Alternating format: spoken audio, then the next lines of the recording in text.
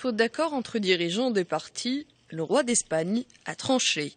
Cette troisième série d'entretiens depuis les élections de décembre a pour seul but de confirmer qu'aucun parti ne dispose d'un candidat ayant suffisamment de soutien pour obtenir la confiance du Parlement en vue de la formation d'un gouvernement. Le Parti populaire au pouvoir était arrivé premier lors des élections, remportant 123 sièges sur 350 au Parlement, mais le score n'était pas suffisant pour gouverner sans alliés.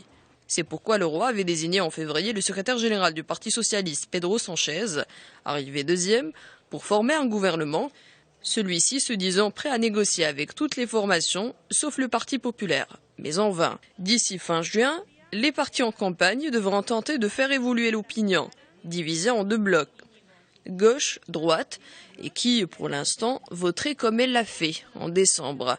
Selon une enquête d'opinion, le Parti populaire garderait ses 123 élus et le Parti socialiste en conserverait 90. Podemos monterait légèrement s'il s'alliait avec la gauche verte, et pareil pour Ciudadanos. Mais selon un autre sondage, une alliance entre Podemos et les écolos de la gauche pourrait dépasser les socialistes en nombre de voix, devenant la deuxième force politique du pays.